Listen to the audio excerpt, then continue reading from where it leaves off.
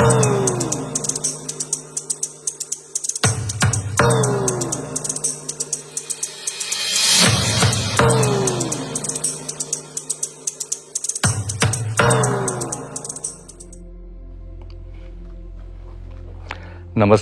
हमारा नाम संजीव छे। हमें खगड़िया जिला से आयल छिए। यहाँ करीब 17-18 साल से हमें बिहार में काम कर रहल छिए। मेन विषय छुआछूत के खिलाफ हमारा अभियान छे। 2005 में एक ग्रामीण भोज में निमंत्रण भेल है अपन रिश्तेदार के यहाँ। उसी के कारण हम खगड़िया आना हुआ और सवर्ण जाति के भोज रहे। सवर्ण जाति के भोज में मिठाई के भोज रहे। हमारे लगी सब चीज नया रहे, चूंकि दिल्ली के जिंदगी, मेट्रो के लाइफ एक अलग लाइफ हो छे। ग्रामीण लाइफ भी हमारे लगी पहला बार रहे जब अलिए यहाँ। तो भोज में पूस के रात रहे, 2004 के महीना रहे, दिसंबर के। वहां देख लिए रात में एना तो दिन से ही खाना पीना शुरू हो गया रहे, लेकिन जो ग्रामीण परिवेश हो छे पंगत में बैठाए के, तो रात में ही हो रहा था। उसी में करीब 10-11 बजल हुए थे, तो सामने कुछ गड्ढा रहे और जो लोग खाते थे तो पत्तल जो उठवे रहती सब लोग, तो पत्थर उठाए के गड्ढा में जाके डंप करे रहती। वहां पे करीब 10-12 लोग बैठल रहती, ऐसा लोग जो कंबल ओढ़ के डोलची उलची जो सूप के डलिया हो छे उ लेके वहां रखले रहती। उस समय कभी कभी सिगरेट पिए के वो आदत रहे, तो साइड में हमू चल गए तनी सिगरेट पिए लगी। तो देख लिए कि वहां गड्ढा में कुछ लोग बैठ के जो पत्तल भोज वाला उठाए के जो जूठा पत्तल लोग वहां फेंके रहती ना, ओकरा में से उठाए के लोग अपन डोलची में रखे रहती हैं। तब तक मुझे बिल्कुल नहीं मालूम था कि वो कौन है। उनको पूछा कि भाई आप ये क्यों उठाते हैं, तो बोला ये मेरा प्रथा है, ये मेरा अधिकार है, मेरा प्रथा है। तो बहुत अजब सा लगा कि भाई एक जूठा उठाना अधिकार बोल रहे आदमी, तो ये आदमी कौन है मतलब। फिर मैं थोड़ा सा आया और मैंने उनको पूछा कि आप कहाँ रहते हो, आपका डेरा कहाँ है। तो उन्होंने मुझे बताया कि मैं यहाँ रहता हूँ ब्लॉक कैंपस में और खुले आसमान के नीचे। मैं मॉर्निंग में मेरे दिमाग में कुछ चलने लगा कि भाई ये कौन से लोग हैं, कैसे जूठा खा रहे हैं। फिर भी मैं सुबह में बाइक उठाया और मैं उनके पास चला गया। बिहार का एक जिला है खगड़िया और वहाँ एक ब्लॉक है परबत्ता, तो मैं वहीं पे था। ब्लॉक कैंपस में ही वो 20-25 परिवार थे जो ईटा का चूल्हा बना के और स्टेप बाय स्टेप बैठे हुए थे वो लोग। और सूप बनाने का बेसिकली इनका जो काम होता है, ये सूप बनाने करते हैं काम। तो रात वाले व्यक्ति को मैं पहचाना था, मैं वहां गया और उनके पास जाके मैं बैठा। तो उनको लगा कि शायद मैं सूप लेने आया हूँ, मुझे वो पहचाने नहीं थे कि आप कौन हैं। तो मैंने उनको बताया कि भाई हम वही हैं जो रात में आपको मिले थे। तो उनको लगा अच्छा आप उनके कुटुंब हैं। तो हाँ, तो जब मैं बैठा पालथी मार के, तो छोटा सा जिसमें हम लोग चावल बनाते हैं तसला में, उसमें वो रात वाला खाना था, जलेबी पूरी वगैरह जो भी था। उसमें एक छोटा सा कुत्ता का बच्चा और 2 हमारे डोम परिवार का बच्चा, तीनों इकट्ठे खा रहा था। मतलब कुत्ता का बच्चा भी मुंह डाल के वो पूरी जलेबी निकाले और ये दोनों बच्चे, छोटे छोटे बच्चे थे, ये दोनों भी उससे निकाल के खा रहे थे। वो दृश्य मेरे जीवन को, मतलब उस समय मेरे शरीर में एक ऐसा भूचाल सा लाया कि भाई ये कौन लोग हैं, और मेरी तरह दिखने वाले, थोड़े गोरे थोड़े काले होंगे। लेकिन हम लोग जब डिस्को में जाते हैं, घुंघरू में या ताज में, तो 100 रुपये का बिस्लेरी लेना पड़ता है। 5,000 रुपये का एंट्री है, कपल एंट्री के लिए किसी को गर्लफ्रेंड को ढूंढना पड़ता है। और ये आदमी सुबह की शुरुआत किसी दूसरे की जूठन से कर रहा है। एक ही देश में एक जैसा लोग, और ये इतना अप्स डाउन कैसा। तो उनको मैंने बताया कि मुझे सूप नहीं लेना है, मैं तो आपको मिलने आया हूँ। 1-2 दिन के बाद मैं बैक टू पवेलियन दिल्ली चला गया। फिर मैं अपनी दिनचर्या में कैटवॉक में, रैंप में चलने लगा। लेकिन जब मैं वॉक करता था ना, तो मेरे पैर डगमगाने लगे, क्योंकि मेरा सेंस वहां पे जा रहा था कि मैं तो यहाँ पे पूरे मेकअप के साथ, बहुत सारे आर्टिस्ट बैठे हैं, कभी बब्बू मान है, कभी मनप्रीत बरार है, उनके साथ हम काम कर रहे हैं। लेकिन वो आदमी पूस की रात में आज भी किसी न किसी की भोज में जाके जूठा भोजन उठा रहा होगा।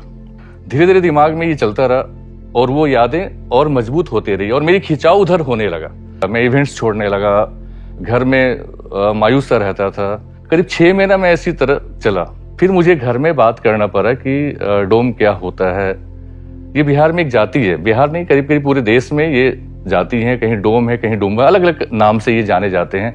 कहीं लोग इनको चंडाल भी कहते हैं, क्योंकि इनका मेन काम लाश जलाने का भी होता है। शमशान घाट में इनकी ये रहते हैं और शमशान घाट पे इनका जो क्रियाक्रम करने का काम है, लाश जलाने का, ये भी इनका बेसिकली काम होता है। तो कहीं पे लोग इनको चंडाल भी कहते हैं। तो जब मैंने घर में पूछा अपने पापा को कि डोम क्या होता है, तो उनको लगा भी इतना जिज्ञासा क्यों हो रही है, चूंकि वो ग्रामीण परिवेश से दिल्ली गए थे तो उन्होंने डोम का पूरा विस्तार बताया कि उनका गांव होता है, सब चीज होता है। तो मैंने बोला कि मैं बिहार जाऊंगा और मैं उनके लिए काम करूंगा, उनके साथ जो ये दुर्दशा है मैं उसके लिए लड़ूंगा। सबके लिए एक मजाक था और उस समय बिहार की स्थिति अच्छी नहीं थी, लोग आने से डरते थे। यहाँ पे बिहार से पलायन करते हैं दिल्ली मुंबई के लिए। मैं दिल्ली से बिहार आने की बात सोच रहा था तो घर में एक अलग सा माहौल हो गया। 6 महीना मुझे अपने स्टेट से, यानी स्टेट माँ बाप होते हैं, भाई बड़े भाई, उनसे मुझे लड़ना पड़ा और लड़ते लड़ते अंत में मैं भाग के चला आया। मेरे पास कुछ नहीं था, 3-4 कपड़े, 300-500 रुपये घर से लिया और चलाया। सुल्तानगंज उतरा, नाव टपके अगवानी हमारा बॉर्डर है परवत्ता का, वहां आए। टमटम चलता था, टमटम से भी मैं फिर परवत्ता आया। जिन रिश्तेदार के घर में भोज था मैं पहले वहीं गया, वहां अपना बोरिया बिस्तर डाला और अगले दिन मैं उसी ब्लॉक कैंपस में चला गया जहां पे 20-25 परिवार, डोम परिवार जो रहते थे वहां पे। चूंकि अब 1 साल हो गया था तो मुझे पहचान नहीं रहे थे। फिर मैंने उनको याद दिलाया तो धीरे धीरे उनका पहचान हुआ। करीब 30-35 बच्चे उनके पास थे तो मैं उन बच्चों में रोज खेलने लगा जाके। 2-3 दिन के बाद मुझे लगा कि मैं इनको कुछ पढ़ाऊं, क्योंकि मुझे लग रहा था कि इनके साथ जो अभिशाप है, इनके साथ जो इतना कठिनाई हो, कहीं ना कहीं शिक्षा की कमी के कारण इनके साथ ये प्रॉब्लम है। लेकिन वो मुझे अपने साथ बैठने नहीं दे रहे थे क्योंकि उनका विश्वास मेरे प्रति था नहीं, मुझे वो जान नहीं रहे थे। और जब आप उनको भोज में मिले थे तो आपने बताया कि वो मेरे कुटुंब है, तो उनको पता है कि आप उसी समुदाय से हैं, तो वो आपसे ऐसे भी परहेज कर रहे थे। तो मुझे हफ्ता 10 दिन लगा उनके बीच में दोस्ती करने में, उनके बच्चों के साथ खेलने में, सब चीज में। तो मैं उन्हीं के बीच में, वो आम के पेड़ होते थे, मैं वहीं बैठ के उनको कुछ कुछ पढ़ाया करता। तो जो ब्लॉक में वीडियो थे वो रोज मुझे देखते थे। मैं उस समय और भी खूबसूरत था, थोड़ा स्लिम भी था, क्योंकि रैम्प छोड़ा था, 30 की कमर थी, अभी तो 36 हूँ। तो उस समय थोड़ा देखने भी लोगों को लगता था कि भाई ये एक अलग किस्म का आदमी है यहाँ पे। और टिपिकल हरियाणी और जो दिल्ली का जो भाषा होता वो मेरे जबान पे रहता था। तो वो वीडियो ने मुझे बुलाया कि भाई कौन हो आप? तो मैंने कहा मेरा नाम संजीव है। तो मैं क्या कर, मतलब ये आप क्यों आते हैं, कोई एनजीओ है, कोई ऐसा? नहीं। मैंने कहा मेरा कोई एनजीओ नहीं, मैं इनको पढ़ाना चाहता हूँ। तो मैंने बताया कि ये चीज देखा मैंने। तो वो बिहार के ही थे, बिहार शरीफ के रहने वाले। और तो उन्होंने बोला कि आप यहाँ सर्वाइव कर लेंगे, क्योंकि यहाँ पे सारे सवर्ण जाति के लोग हैं, आप भी उसी कम्युनिटी से हैं, और जो हजारों सालों से एक मिथक चला रहा है कि हमको किसी को अपने गुलाम रखना है, किसी को अपने अंडर में रखना है, तो उस जो कल्चर रेवोल्यूशन उसको आप कैसे तोड़ लीजिए, कैसे कर लीजिएगा? तो बोले ठीक है, मैं आपको एक रूम देता हूँ। लोहिया भवन ब्लॉक कैंपस में ही बना हुआ था, 2 कमरे का, टॉयलेट बाथरूम। बोले आप इनमें बच्चों को पढ़ा सकते हो, मैं आपको देता हूँ। मुझे लगा कि मुझे एक मंजिल मिला, एक जगह मिल गया पढ़ाने का। मैंने 3500 बच्चों को उठाया। अगले दिन एक पैकेट लिया लेमन जूस का, बच्चों को लिया और लोहिया भवन में गया। तो ये बच्चे नहाते नहीं थे, क्योंकि इनकी दुनिया एक अलग थी, न घर था। उसी ब्लॉक कैंपस में रात में सो जाना छज्जे के नीचे में, और पूरे दिन बाहर में खेलना कूदना, जो भी आवारागर्दी है, मटरगश्ती बच्चों का होता है। मैंने सबके, पहले छोटे छोटे बच्चे थे, मैंने सबके कपड़े खुलवाया। हैंडपंप था, खुद पानी भर के सबके कपड़े धोए मैंने पहले डिटॉल ला के, और उसको वहीं सुखाया। तब तक बच्चों को खिलाते कूदते, फिर बच्चे आधा सूखा आधा भीगा कपड़ा सबको पहनाया। और मैंने पहले दिन उनकी पढ़ाई शुरू की, क्योंकि चॉकलेट देना था, टॉफी खाना था बच्चों को, तो उनको था कि भाई भैया टॉफी दे रहे हैं। तो वो ब्लॉक में, चूंकि ब्लॉक कैंपस था, सारे स्टाफ थे वहां पे, सबने मुझे देखना शुरू किया कि ये कोई सनकी आ गया। क्योंकि कुछ बच्चे मेरे कंधे पे चढ़े हुए थे। भाई डोम के बच्चे आपके कंधे पे चढ़ रहे हैं तो लोगों को अजूबा सा लगता था। मेरी वो पहले दिन की दोस्ती थी उनके साथ। उनके माँ बाप से उतनी दोस्ती नहीं हुई थी, लेकिन बच्चों से मेरी दोस्ती धीरे धीरे। अब क्या हुआ कि 3-4 दिन के बाद बच्चे मुझे ढूंढना शुरू कर दिए कि आप लेट क्यों आते हैं भैया, आप जल्दी क्यों नहीं आते हैं। उनके अंदर पढ़ने की जो एक जिज्ञासा थी ना, पढ़ने की जो एक, कहते हैं ना, मतलब अंदर से उनके अंदर जो हिलकोर मारा था, जो जीवन में कभी उन्होंने शिक्षा नहीं देखा या फिर कोई ऐसा व्यक्ति नहीं देखा जो उनको पढ़ाई के बारे में बात करे, तो उनको लगा कि मेरे लिए कोई आया है, चाहे खेलने कूदने के माध्यम से, लेकिन कोई आया है। मेरा सिलसिला वहां से चालू हुआ उनके बच्चों को पढ़ाने का। इसी दरमियान में उनमें से एक की माँ बगल वाले चापाकल पे नहा रही थी और ओपन था, तो उनको ये नहीं मालूम था कि मुझे कोई देख रहा है, क्योंकि उनके दिमाग में शर्म लाज और वो चीज तो मतलब भूल चुके थे, क्योंकि वही अछूत हैं आप समाज में। मैंने खिड़की में देखा कि खिड़कियों से लोग उसको देख रहे हैं। मैंने देखा अच्छा वहां कोई नहा रहा है। मैंने बच्चों को बोला कि चलो चलते हैं। मैंने उनकी साड़ी को लिया और चारों तरफ से घेरा लगा दिया। तो बोली सर जी की करे छो? हाँ, कल के हमें तोरा घेरा लगा रहे छो, तो नहा लो, तो हमारे बहन जैसन छो, तोर इज्जत हमारी इज्जत से, तो नहाबो एकरा में। हाँ, वो नहा ली। फिर मैंने उनके पूरे परिवार को बैठाया। मैंने कहा ये मेरी माँ बहन की तरह है, इनकी इज्जत मेरी इज्जत है। ये अगर खुले में नहाती है तो लोग देखता, मुझे नहीं अच्छा लगता। तो चूंकि उनको उनके पास बांस के वो कारीगर हैं, तो हमने कहा कि बांस का चूरवा बनाओ, बांस को चूर के और उसका एक चारदीवारी हमने बनवाया और जो हैंडपंप था उसके चारों तरफ हमने उसको बाउंड्री वॉल करवा दिया। मैंने कहा अब कल से आप इसके अंदर में नहाओगे। उस परिवार से मेरी जो एडल्ट परिवार थे, माँ बाप थे, उनसे मेरी पहली दोस्ती थी। ये उनको लगा कि ये दूसरे जाति का होके और हमारी इज्जत की बात कर रहा है, हमारे मान सम्मान की बात कर रहा है, तो वो थोड़ा सा उन्होंने अपने दिल में मुझे जगह दिया कि नहीं, ये हमारे लिए आया है। ये जो सिलसिला चालू हुआ ना, तो जिनके घर में मैं रहने गया था, लोकल लोग उनको जाके बोले कि आप इनको यहाँ से भगाओ, ये तो पूरे सिस्टम को बिगाड़ने आए हैं, यहाँ के पूरे सिस्टम को ध्वस्त कर देगा ये लड़का। तो उन्होंने मेरी सिस्टर को बोला कि इनको बोलो दिल्ली जाने के लिए। तो बोली तुम्हारा और कोई काम धाम नहीं है, तुम यहाँ चले आए हो, जाओ वापस अपना। तो मैंने कहा नहीं, मैं तो सब चीज छोड़ के आ गया हूँ, अब जाऊंगा नहीं दिल्ली। मैं फिर अपने घर वापस गया जहां मेरा पैतृक निवास था और मैं वहां रहना शुरू किया। लेकिन वहां भी वो पूरा सवर्णों का गांव है, बिहार में एक जाति है भूमियार जाति कहते हैं, पूरा गांव उसी का है। वहां पे लोगों को दिक्कत होने लगा, क्योंकि आप वहां से रोज जा रहे हैं और सबको पता है कि आप डोम के लिए काम कर रहे हैं, डोम को जूठा उठाने के लिए मना कर रहे हैं। इसी दरमियान हमारा एक इकलौता चचेरा भाई था, उसको लोगों ने जहर दे दिया और उसकी डेथ हो गई। उसका इल्जाम लोगों ने मेरे ऊपर लगा दिया ताकि मैं यहां से वापस दिल्ली चला जाऊं। फिर मेरे घर के सारे लोग आए, दाह संस्कार किया गया। तब सबने बोला कि हो गया अब समाज सेवा। तो मैंने कहा नहीं, अभी तो शुरुआत हुई है, अभी तो जाना नहीं है। अब तो मेरी माँ बहुत स्ट्रांग है, तो माँ बोली कि ठीक है, रहना है तो गांव छोड़ दो, कहीं किराए पर रहो लेकिन काम करो। मुझे पर्वता में किराए पे मकान नहीं मिल रहा था थ्रू आउट, क्योंकि आपकी दोस्ती डोम के साथ है, दूसरे दलित परिवार के साथ है। तो उसी में एक ईवीसी परिवार ने मुझे, वीडियो ने ही बोला कि झूठ बोलना पड़ेगा कि आप दिल्ली से आए हैं और नौकरी करते हैं। तो झूठ बोल के एक छोटी सी मकान, वो भी बहुत पुरानी खपरे की मकान थी, कोई फर्श नहीं, कोई सब चीज टूटा हुआ था, बिना लाइट का मुझे मिल गया 2006 के शुरुआत में। मैं वहां रहने लगा और उसके बाद फिर हमने, चूंकि हम पहले सिर्फ 30-35 लोगों को पकड़े थे, फिर मुझे लगा कि नहीं, हमें इसको विस्तार करना होगा और एक संगठन का निर्माण करना होगा ताकि हम इनको एक दूसरे के जोड़ें। और चूंकि एक जगह की समस्या नहीं है, और जब हम इनके अंदर में गए तो सिर्फ जूठा खाने की समस्या नहीं थी, वो मैला उठाने की समस्या थी। फिर मुझे लगा कि मैं इनको बोल रहा हूं कि आप इनको गले लगा लो, ये कह रहा है कि नहीं, हजारों साल से मैं नहीं लगाया तो मैं कैसे लगाऊंगा। तो मुझे लगा मैं इनको अगर समझाऊंगा तो मेरा समय वेस्ट होगा, और इनको छोड़ दो, इनको इस तरह से तैयार करो कि इनके लेवल पे आ जाए।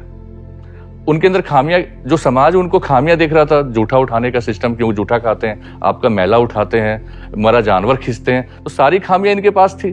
उनको लग रहा था ये खामियां हैं, इनको लग रहा था कि ये मेरा अधिकार है, क्योंकि मेरा जो उपार्जन इसी से चलता है। अगर हम मरा जानवर उठा लेते हैं, लाश जलाते हैं, या फिर हम मैला उठाते हैं, सब में हमको मेरा वे ऑफ इनकम निकल रहा, सोर्सेस ऑफ मनी उसी में बैठा हुआ है। बहुत मुश्किल था कि आप इनको कैसे छुड़वाएंगे, क्योंकि उनमें सबसे अर्थ जुड़ा हुआ था और समाज को उससे फायदा था। क्योंकि अगर आपके घर के सामने कोई जानवर मर गया तो कौन खींचने आएगा, तो वो लेके आएगा। लाश जलाना है तो जब तक डोम नहीं मुक्ति देगा तो उसको मुक्ति नहीं मिलेगा, जब तक अग्नि नहीं देता हमारा डोम। तो फिर हमने गाँव जाना शुरू किया और करीब पर्वता में 40 रेवेन्यू विलेज था उस समय। तो हम 40 गाँव में, और जहां हमारे डोम परिवार रहते थे, हम वहां पे जाना शुरू किए और फिर एक संगठन का निर्माण किए, बहिष्कृत हितकारी संगठन। यानी कि जो समाज से जिसका बहिष्कार कर दिया गया है वो हमारा परिवार का हिस्सा है और हम उसके लिए काम करेंगे। तो फिर हमने इनका ग्रामीण पंचायत करवाया, यानी कि वार्ड से लेके प्रमुख तक हम लोगों ने इनका चुनाव करवाया। और चुनाव करने के बाद हमारा एक ही मोटो था कि आप ये जो दो तीन चीज है, एक तो जूठा खाना और जो मैला उठाने वाला सिस्टम, इसको हम लोग को छोड़ना होगा, तभी हम समाज में थोड़ा सा अपर आ सकते हैं। जब संगठन में हम लोगों ने प्रमुख का चुनाव किया, मुखिया का चुनाव किया, वार्ड का चुनाव किया, तो इनको लगा कि अब एक ड्रेस बदलाव हुआ। जो पहले कपड़ा पहनते थे, जब चुनाव हुआ तो ये धोती कुर्ता पहन के आने लगे। मतलब इनके अंदर एक बदलाव होने लगा कि अब मुझे लोग प्रमुख कह रहे हैं, मुझे लोग मुखिया कह रहे हैं, मुझे लोग अब वार्ड सदस्य के नाम से पुकार रहे हैं। तो इनको लगा कि अब मैं भी इंसान की कैटेगरी में आने लगा हूं। फिर इन लोगों ने ही अपना मुखिया, जो हमारे मुखिया बने थे और जो प्रमुख बने थे, उन्होंने डिसाइड किया कि अब हमें जूठा नहीं उठाना है। अगर हमें कोई भोज में निमंत्रण देगा और पंगत में खिलाएगा तो हम खाएंगे। ये जो डिसीजन था ना, उस इलाके के लिए भूचाल था। एक बहुत बड़ा, कहते हैं, बम विस्फोट हुआ वहां पे, क्योंकि जो हजारों साल से एक मतलब कहते हैं एक गुलाम वाली जो प्रथा थी कि हमारे भोज में डोम आएगा और जूठा उठा के नहीं ले जाएगा, तो ये मिथक को हम लोगों ने तोड़ने की कोशिश की और इसमें कामयाब रहे। जब इन्होंने बोला कि हम आपका जूठा नहीं उठाएंगे और मैला नहीं उठाएंगे। इसी बीच में गंगा नदी है हमारे पास, सुल्तानगंज और अगवानी के बीच में गंगा नदी है। वहां पे डोम परिवार को ओरिजिनल में नहाने का अधिकार नहीं था और गंगा नदी से छोटा सा एक सब्स्टिट्यूट नदी था, उसमें ये लोग नहाते थे। तो लगा कि भाई जब हम लाश वहां जलाते हैं तो फिर नहाएंगे क्यों नहीं। तो हम लोगों ने बोला कि चलो फिर हम लोग सारे डोम परिवार एक ही साथ गंगा में स्नान करेंगे। हमने एक कल्चर रेवोल्यूशन का पहला कार्यक्रम किया कलश यात्रा के नाम पे, और अगवानी गंगा से परवत्ता 9 किलोमीटर है।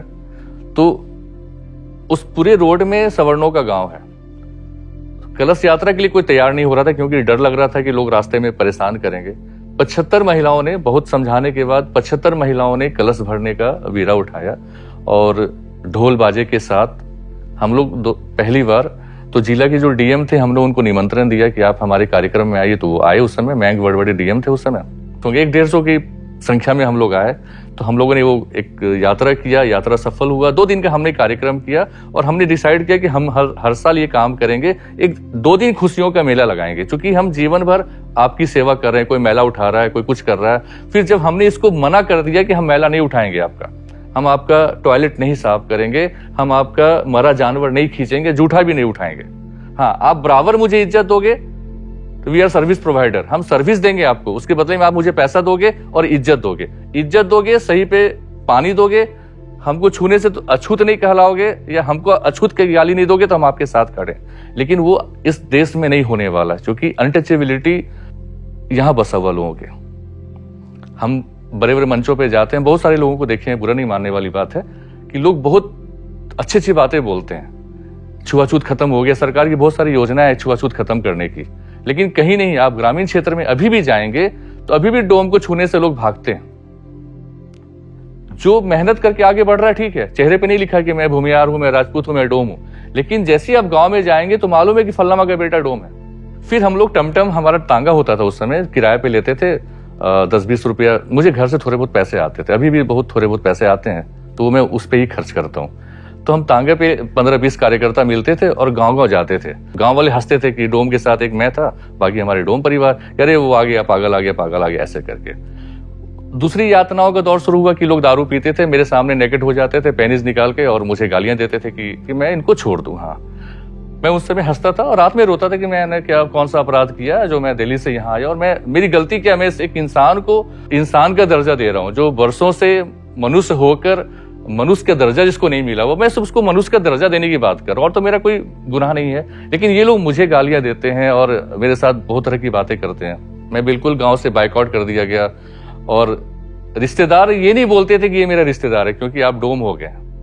2007 में खगड़िया में बाढ़ आ गया और हमारे संगठन ने 3 महीना लगातार दूसरे समुदाय में जाके हमने चंदा कर करके छोटे कपड़े, साड़ी पुराना धो के, गेहूं मकई का सत्तू बना के लोगों में जाके बांटा। उस समय कुछ लोगों ने मुझे डोम कह के चिढ़ाना शुरू किया। ये जो संजीव डोम, कोई लोग प्यार से नहीं बोलता है, चिढ़ाने के लिए मुझे बोलता है। तो एक हमारे पत्रकार मित्र थे, हाथ मिलाए, बोले अब तो हमारा नावे पड़ते है। तो हम बोले किया तो तोरा छूट दे लियो। तो हम बोले कि हमें अछूत थोड़ी चाहिए। उन्होंने पहले दिन मुझे संजीव डोम लिख कह के मेरा न्यूज छापा और उसके बाद दूसरे अखबार वालों ने छापा। अब क्या है कि बिहार में आपको संजीव डोम के नाम से लोग जानता है। मुझे लगा चलो ये मेरे लिए पद्मश्री है, मेरे लिए बहुत खुशी की बात है। जिस व्यक्ति को लोग छूना नहीं चाहते हैं उसका सेहरा मेरे माथे पे, तो मैं बहुत गर्वान्वित हुआ, मुझे बहुत खुशी हुआ। और लोगों ने मोबाइल पे, जितने मेरे मित्र हैं, मैंने बोला ये संजीव मत सेव करना, लॉट ऑफ संजीव, लेकिन संजीव डोम एक ही है, आप इसको सेव कर सकते हो। हम बाबा साहब को मानते हैं, बाबा साहब के सिद्धांतों को मानते हैं, क्योंकि बाबा साहब अभी प्योर राजनीतिकरण में चले गए हैं, लेकिन बाबा साहब अभी भी हैं और हम उनको मानते हैं कि अगर उनकी बात माने तो बाबा साहब रोल मॉडल हैं उस समाज के लिए। अगर बाबा साहब नहीं पढ़ते तो यहां तक नहीं आते। मुझे लगा कि बाबा साहब वाली पॉलिसी इनके अंदर में डालनी चाहिए, और फिर हमने उनको स्कूल तक जोड़ा। हमने एक अभियान चलाया, लौट चलो स्कूल की ओर। ब्राह्मण क्षेत्र में, फॉरवर्ड क्षेत्र में डोम बच्चे का एडमिशन नामुमकिन था। हमने एसपी को बोला कि हमारे बच्चों का एडमिशन करवा दो। एसपी अपने पूरे प्लाटून के साथ आए, डॉक्टर कमल किशोर थे, अभी आईजी हैं बिहार में। वो आए और बैठे, और ब्राह्मणों का गांव था, वहां पे डोम बच्चों का 25 बच्चों का एनरोलमेंट हुआ। अब डेस्क टेबल तो है नहीं बिहार में, तो सब नीचे बस बैठते थे। दूसरे तीसरे दिन जो दूसरे समाज के बच्चे थे उनको भगाना शुरू किया, डोमा हट हट हट हट। 25 में से 7 बच्चे रहे, बाकी बच्चे ड्रॉप आउट हो गए। तो हमको लगा चलो पहली जीत तो है, 7 बच्चे तो हैं उसमें, वो 5वीं क्लास पढ़ेंगे, मेरे लिए बहुत है। पढ़ाई शुरू हुआ, साथ साथ में हमारा गांव का भ्रमण भी चलता रहा। फिर हमने डोम परिवार से जोड़ के चमार परिवार को देखा। अब चमार जाति में क्या, तो डोम से नफरत कर रहे थे। एक बिहार में खासियत है ये भारत में कि जो भी जाति बड़ी है ना, वो अपने से नीची जाति के साथ अछूतपना करती है। आप कोई भी बड़ी जाति है, चाहे अपने ईबीसी ओबीसी में जो मजबूत जाति है ना, उसमें जो छोटी जाति उसके साथ वो लोग भेदभाव करता है। तो हमने पहले डोम और चमार की दोस्ती कराई, दोनों में एक दूसरे के साथ खाना पीना भोज करवाया।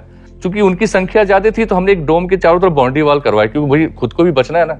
आपको लोग मारने की बात करते हैं, उठाने की बात करते हैं, तो आपको बचना है वहां पे। अगर आप ही मार खा जाओगे, जो आदमी आपके साथ है वो तो पहले ही भाग जाएगा। भाई हमारा सरजी मार खा गया तो वो कहां से आएंगे। और जब भी मैं गांव जाऊं ना, तो बाकी जो जात के लोग होते थे आके बोलते थे मेरे जाने के बाद कि कल से तो एकरा नहीं बैठे भी, हाँ अगर कल बैठा ली तो जान जाइए। तो जो हमारा डोम परिवार बहुत सीधा होता, बोला ठीक है मालिक, हमें इनका कल से नहीं बुले पे। हाँ, फिर मुझे बोलते भी थे, सर जी 2-4 दिन नहीं यो फलमा मारे लगी बोले छे। जब लगे कि जब मैं बहुत डर जाता था कि अब मेरी पिटाई हो जाएगी, तो मैं चुपचाप सुल्तानगंज जाऊं, विक्रमशिला पकड़ के दिल्ली भाग जाऊं। 1 हफ्ता 10 दिन घर में रहता था। इस बीच में यहाँ के लोग बहुत खुश होते थे कि भगाए दिलिए, वो भाग गया यहाँ से। हाँ, फिर मैं 1 हफ्ता वहां रह के फिर कुछ पैसे का जुगाड़ करके घर से पटा सटा के माँ पापा भाभी भाई को फिर कुछ पैसे लेके फिर मैं वापस चला आता था। जैसे ही मुझे लोग देखे तो कहते थे आई गेल हो, नहीं मान भो, नहीं भाई मेरा काम ही है, मैं तो सब चीज छोड़ के आ गया, मुझे घर तो अब जाना ही नहीं है, तो आ गया यहाँ पे। फिर लोगों ने मेरी शादी कर दी 2009 में। घर वालों को लगा कि शादी होगा तो वापस वाइफ, प्यारी सी खूबसूरत सी वाइफ दे दी गई कि वो इसको पटा सटा के दिल्ली लेके चली जाएगी। लेकिन दिमाग में तो था कि मेरा पूरा जीवन अब इन्हीं के लिए समर्पित है। जो कोड है समाज में छुआछूत का, मैं इसको हटा के रहूंगा चाहे जैसे भी हो। ये किताबों में ही ठीक दिखता है, लेकिन वास्तविक जीवन में ये नहीं आना चाहिए और किताबों में भी हटना चाहिए। आप एक ही चीज को हजारों साल से कितना पढ़ाओगे कि अछूत है अछूत है। भाई हमारे प्रेमचंद जी भी लिख के चले गए पूस की रात में, अब तो उसको बदलना चाहिए ना। सरकारें हर गांव में रोड बना रही है, तो फिर हम डोम कैसे रह जाएंगे हर गांव में। लेकिन आज भी डोम का घर गांव के बाहर में है, बस बिट्टे के पास होगा। जहां गंदगी होगा, गांव का सबसे आखिरी कोना होगा, वहां हमारा डोम का घर होगा और इज्जत से रहता है। सरकार की योजनाएं होती हैं एसटी एससी के लिए, 1000 करोड़ ये करोड़ कहते हैं ना, पूरे स्पेशल कंपोनेंट प्लान बनाया जाता है सरकार का कि हम पूरे देश का जो बजट होता है उसका 16 कुछ पैसा इसके ऊपर खर्च करेंगे। लेकिन आज भी वही हाल है, ना उनका स्कूल है। स्कूल में अगर जाते भी हैं तो जो मास्टर है उनकी मानसिकता में है कि मैं दूसरे जाति से हूं, मैं इसको नहीं पढ़ाऊंगा, मैं इसको पढ़ा दूंगा तो ये आगे चला जाएगा, फिर मुझसे सवाल जवाब करेगा।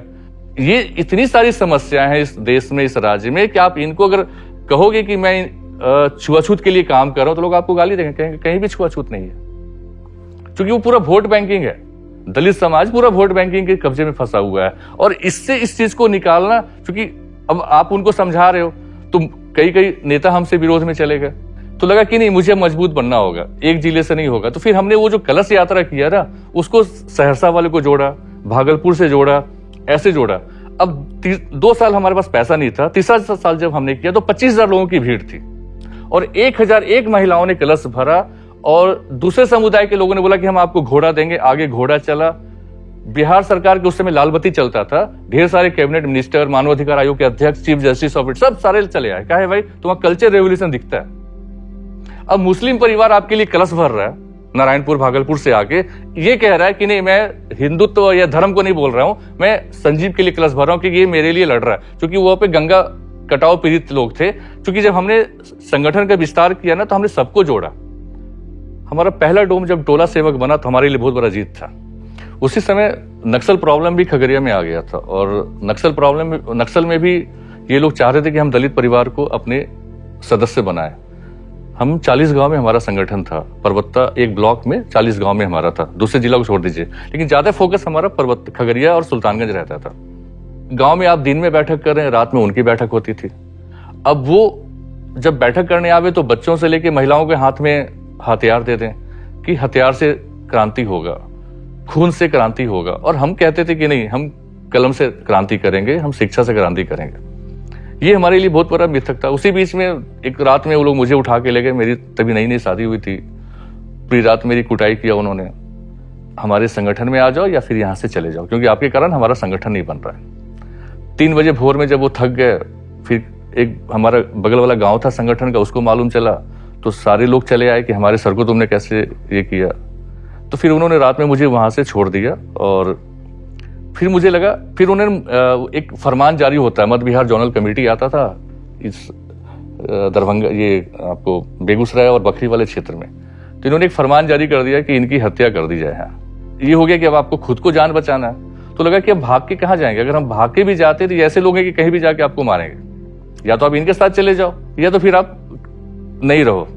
कुछ लड़के हमारे दलित परिवार के संगठन में हथियार दस्ता में शामिल हो गए थे। उसी दौरान मैं उनके गांव में जाके रोज डिबेट होता था, हमारा बहस होता था कि भगत सिंह को मानते हो या माओ को मानते हो। तो हम लोग भाई हम भगत सिंह के फेवर में हमेशा रहते थे, भाई चाइनीज लोग को क्यों माने, माओ को क्यों माने हम लोग। उसी में कुछ लड़कों ने बोला कि सर भैया हम आपके साथ रहना चाहते हैं, जो वहां से हमको किसी तरह आप यहाँ ले आइए। अब आप उसकी टीम में तो जाएंगे नहीं, क्या भाई वो खतरे वाली बात है। तो उन लड़कों को धीरे धीरे समझाते समझाते 35 लड़के एक दिन में हथियार छोड़ के हमारे पास आए और हमने डीएमएसपी को बोला कि आत्मसमर्पण करवा दीजिए, सरकार की जो योजना है वो मिलेगी। मैंने कहा नहीं, जेल में तो बड़े बड़े लोग बैठे हुए हैं जो इनको फिर से मोटिवेट कर देंगे, आप इनको हमारे विश्वास पे छोड़िए और हम इनको मेन स्ट्रीम में लेके आएंगे और ये वापस नहीं जाएंगे। उसमें अभी 1-2 नियोजित शिक्षक हो गया है और बाकी सब प्राइवेट नौकरी और सब अपनी जिंदगी जी रहे हैं। और यही लोगों ने मिलकर खगड़िया में नक्सल मूवमेंट को खत्म किया। आज अगर खगड़िया के आसपास अगर नक्सली मूवमेंट नहीं है तो हमारा संगठन का इसमें बहुत बड़ा सपोर्ट है। इसी दौरान 2010 में मेरी वाइफ गर्भ से हुई और वो अपने मायके चली गई। उसके बाद उनका वहां से शर्त होने लगा कि आप सारा चीज छोड़ के वापस दिल्ली चलिए या फिर हमारे पास आ जाइए। अब एक औरत के लिए पूरे समाज को नहीं छोड़ सकते ना, आपने देखा। और मैं दलित हूं या नहीं हूं एक मायने नहीं रखता, या मैं दलित नहीं हूं फिर भी वो तकलीफ जो लोगों को नहीं लगा, मुझे लगा कि ये आदमी जूठा क्यों उठा रहा है, किसी का मैला क्यों उठा रहा है और समाज में इसको सम्मान क्यों नहीं मिल रहा है। मैं अगर सबने सबका रोजगार चुन लिया तो मेरा रोजगार है मैला उठाना, मैं रोजगार कर रहा हूं। आज भी लोग तो सफाई कर्मचारी है ना, सफाई करते ही हैं, लेकिन समाज में इज्जत वाली बात है ना, मान सम्मान वाली बात है कि उनको मान सम्मान कैसे मिलेगा। पानी मांगने से कोई भाग जा रहा है, छूने से कोई नहा रहा है, तो ये वाला चीज था कि बहुत बड़ा कोड है समाज के लिए, इसको हटाना है। तो मैंने बोला उसको कि आप आओ, साथ में रहेंगे। लेकिन आज 15 साल हो गया, उनको लगा कि शायद मैं नहीं बदलूंगा और मैं बदला भी नहीं, वो आई भी नहीं और एक रिलेशन ही ब्रेक हो गया। जब हमने फिर इनको लगा कि नहीं अब हमारे बच्चे धीरे धीरे स्कूल जा रहे हैं, पढ़ना शुरू कर दिए हैं, तो एक टोला सेवक की जगह 3 टोला सेवक हो गया। उसके बाद कुछ बच्चे 10th पास करने लगे। फिर जो रविदास परिवार में था, हम लोगों ने जो बच्चे अंडा बेच रहा था उनको पॉलिटेक्निक करवाया, कुछ लोग बीटेक कर लिए। तो लगा कि नहीं अब सीढ़ियां बढ़ रही है।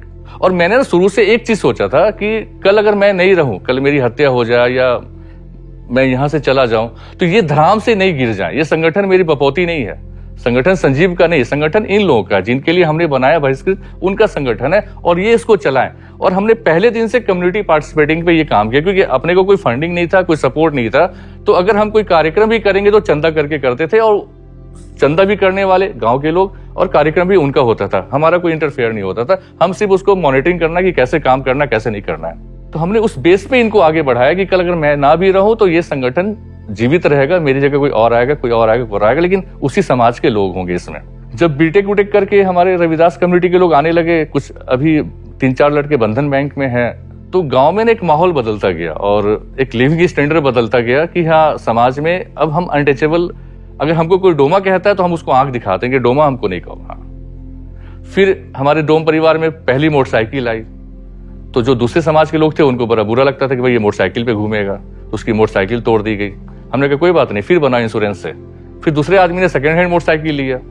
फिर मोबाइल का समय आया तो लोगों ने मोबाइल लेना शुरू कर दिया। डोम परिवार का बच्चा बीटेक करने चला गया, डोम परिवार का बच्चा ग्रेजुएशन कर रहा है, तो वो लगा कि मेरी ताकत बढ़ रही है, मुझ में एक ताकत आ रहा है कि नहीं, अब मैं बोल सकता हूं कि इन 17 साल में आप देख लो समाज कहां से कहां गया। फिर जिन समुदाय से हम आते हैं, फिर जो हमारे दूसरे समुदाय थे जो कल तक इनका विरोध कर रहे थे, उनमें बदला नजरिया, और नजरिया ये बदला कि अब उनको भी लग रहा है कि नहीं, इनको सम्मान देना चाहिए और समाज इनका भी है, इनका भी घर है। जैसे अभी किसी गांव में फॉरवर्ड मुखिया बन जाता, उस गांव में दलित परिवार है, तो वो उस दलित परिवार के पास जाके पूछता है कि हाँ भाई कोई दिक्कत तो नहीं है। ये सिम्टम बदला है इन 17 साल में। करीब 5-6 जिले में आप कभी हम आपको सुल्तानगंज दिखाएंगे, सुल्तानगंज बहुत बुरा स्थिति था, लेकिन आज आप उनको देख के नहीं लगेगा कि ये डोम परिवार है। लोगों ने अपना घर बना लिया, गाड़ियां खरीद ली, मोटरसाइकिल खरीद लिए, काम अभी भी लाश जलाने का करते हैं, लेकिन आप देखेंगे तो बच्चे मैट्रिक पास कर गए हैं। अभी हमने 2 लड़कियों की शादी कराई, इसमें कोई बीएससी नर्सिंग कर रही है, कोई एएनएम कर रही है। तो ये परिवर्तन 17 सालों में हुआ है। उस 7 बच्चे जो स्कूल में इनरोलमेंट हो गया, जो 7 बच्चे टिक गए थे ना, वो मेरे लिए मील का पत्थर साबित हुआ। फिर क्या हुआ कि हर माँ बाप को लगा कि मेरा बच्चा स्कूल जाएगा। जन्म देने की जो प्रक्रिया सबकी एक है, तो जब हम एक ही सिम्टम से पैदा हो रहे तो फिर हम जातियां नहीं है, जातियां तो लोगों ने बना दिया है। तो जब तक हमारे देश में, समाज में ना जाति से लोगों को फायदा होगा ना, तब तक अनटचेबल रहेगा। और इसी के विरुद्ध मेरी लड़ाई है कि जातियों से हमको फायदा नहीं उठाना है, चाहे वो सामाजिक स्तर पे हो, चाहे राजनीतिक स्तर पे हो, चाहे आर्थिक स्तर पे हो। हम जिस दिन जाति से फायदा उठाने वाला सिम्टम को छोड़ देंगे ना, तो आप देखिएगा बगल वाला आदमी भी अनटचेबल नहीं कहलाएगा, और बड़े सामने वाले को हम सवर्ण भी नहीं दिखेंगे, सवर्ण को कोई दलित भी नहीं दिखेगा।